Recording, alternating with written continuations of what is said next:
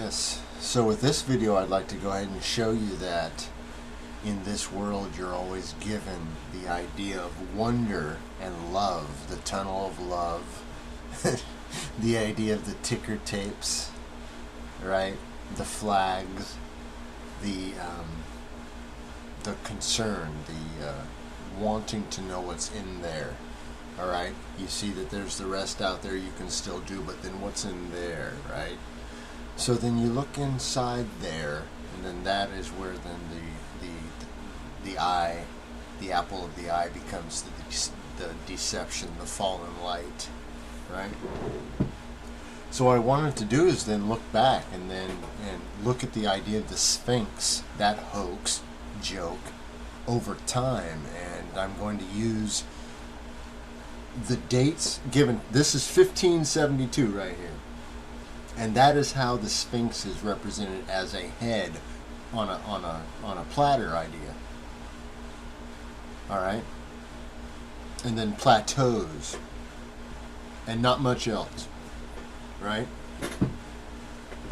Later on, you have the same idea, but then with a much in 1591, a lot more so-called little pyramids out there with a few notable ones, and then the Sphinx being nothing more than a head on a platter again.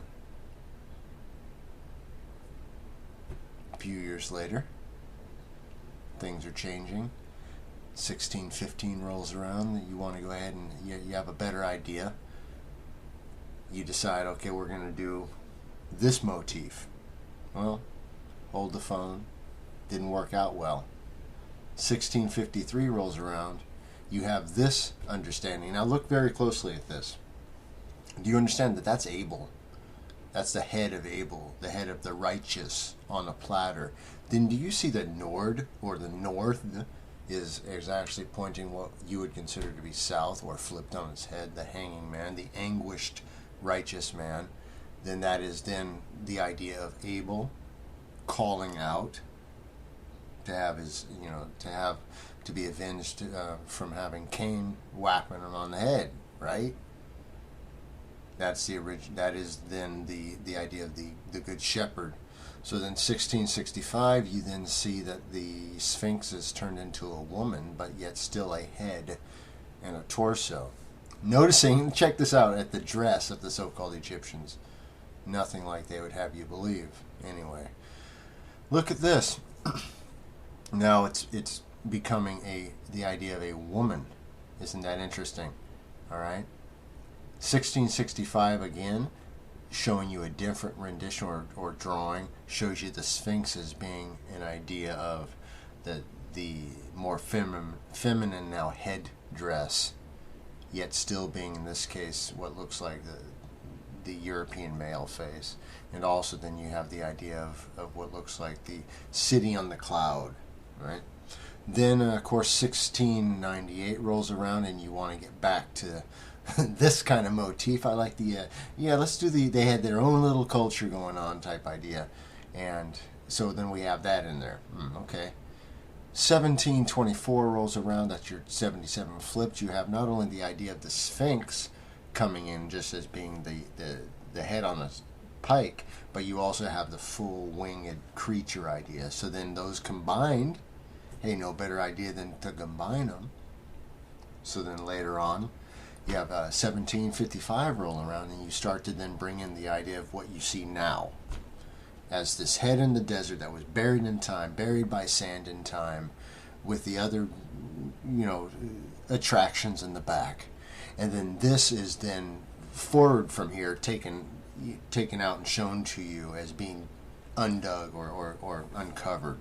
And of course, all that is they're just building it, out of the sandstone. They've decided, hey, we can just make this attraction a little bit bigger. All right. Now it's getting, of course, closer, and you can see that they always make a story about how the nose falls off. The nose falls off because you're trying to mold and shape and hone very soft material. It just gave way and fell off, dude. That's the answer to that question. Yeah, so by 1823, you see that the 14, the double seven, you see that they've gone from the idea of the spiritual into let's putting this into action, having an attraction, changing the design of the head to camouflage the idea that that's the anguish man, or the fallen man, the man on the plate, at the mercy of the world. And then the three pyramids, of course, then will then represent the fallen trinity. You can see what I've done here is I've just aligned up two different angles of the same shot to show you just the depth, that it was just nothing more than dug out of sandstone and created into what appears to your eye as being the shape of a cat. And they just kept adding to it as they uncovered it. That was the construction of it. Do you see what I'm saying? They constructed it as they went. You can see that. And in fact, I'm going to go ahead and twist the angle of this camera from some other pictures I found so that you can see it blends perfectly into the background. If you were standing there and you lopped the head off, you wouldn't even notice it. You would say that's just part of the hill. It's very hard to see because it is in fact part of the hill. It always has been, and it's, man, such a trick. So going back to this, you can see that this is a Masonic story, this 36-year Oxford mathematician, but it's interesting that they put it out because they added the fact that he said it was full of junk and that it had stucco. Now stucco again goes back to the 1700s and the 1800s cathedral buildings with the stucco and that idea. And it also shows that it was just not very well thought of. It was more just as a afterthought because it was soot and blackness. Probably they had from somebody burning fires in there. It was just junk. It's not some revered treasure. All right. So this is then what you see if you're a modern day person walking up to the carnival attraction. You're passing the lion, right? The light is turned on as you go up to the top. As you quite literally have to huff your way up to get lied to. You know what I'm saying?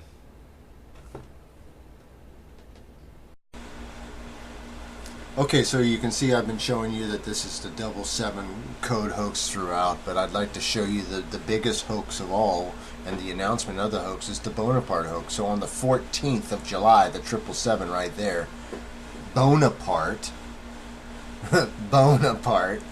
all right, left Cairo for the pyramids, which are oblong cubes, being that they're six-sided. You can stand flat on top. Therefore, that is a representation of the cube, or the 68. Anyways, moving forward, he intended to stay 3 to 4 days, which is again your 7. Of course, he could not go because he had to go off to his hoax war. But then, of course, the other reason that he couldn't go inside and he never went inside was because they didn't exist yet. They were building them. That's the inside joke. Get it?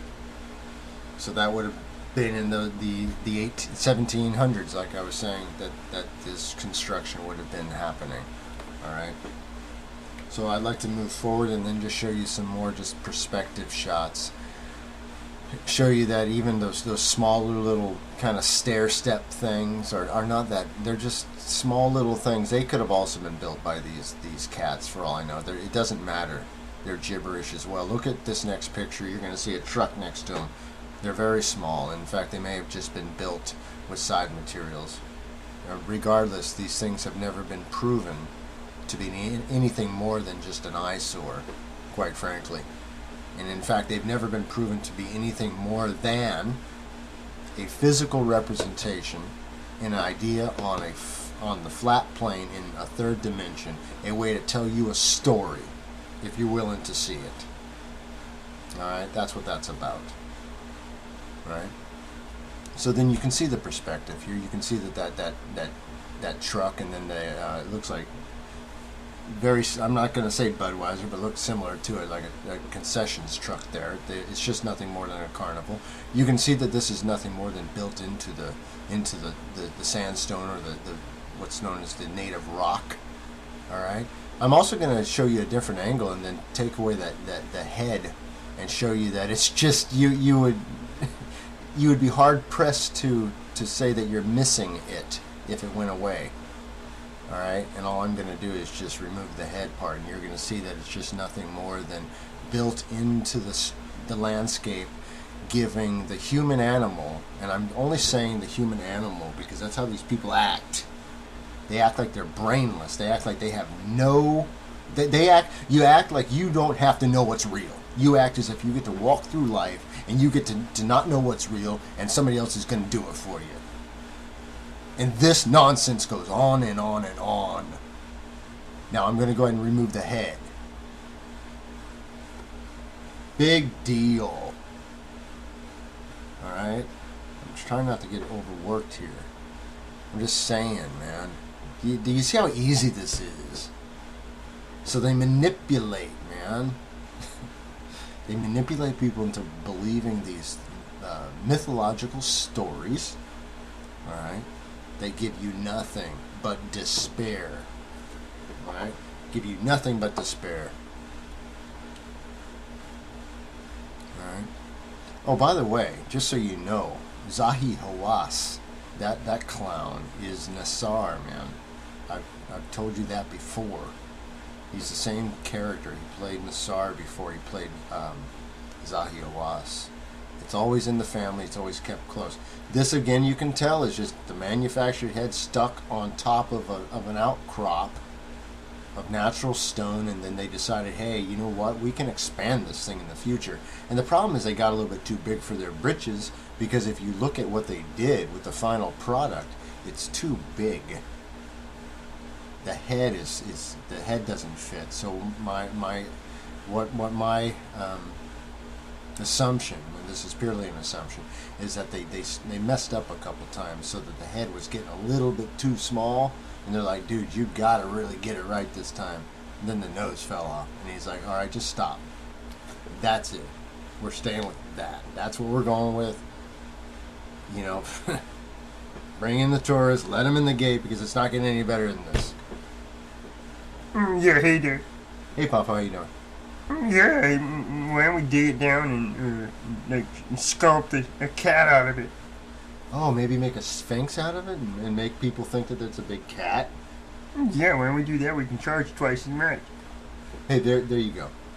Why don't we just do that? Why don't we just go ahead and build a cat as we go out of it? And just like it's a big cat box. Yeah. Oh, here's some native folks looking at it from the same exact angle. Do you see the problem there? It's all on the same plane, so I brought these guys on top to the plane for you so you can see that. They just dug into the earth and created a monster out of the natural sandstone. Yeah, Dave, that's what happened. Well, thanks, Polly. I mean, you see that, right? Yeah. Well, that's why they missed it the first time. They were looking in the wrong direction, man. It's to the left, guys. Yeah, guys, so anyways, thanks for the show. Hey, Papa, thanks for showing up. What's going on? Well, yeah, I was just getting about to do a rips. Okay, I'll join you. Cheers. Yeah, cheers, Dave.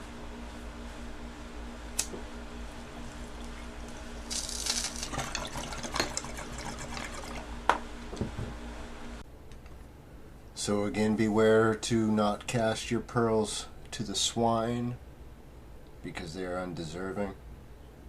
And also maybe get out of the way of the eights. This is nothing but a bunch of eights nonsense, a bunch of cattails, a bunch of lies in the sand, man. You're gonna comb the desert. You're gonna comb the desert for the truth, huh? So anyways, enjoy the sandbox. You know what they call it in video gaming? A sandbox is a world where you get to create your own adventure, friend. You know, so be your own guide. You know.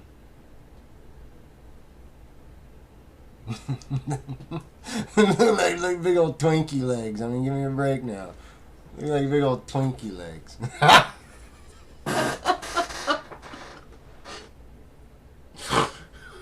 You gotta be kidding me. No, man. It's right to the left. I'm telling you, dude. It's right there.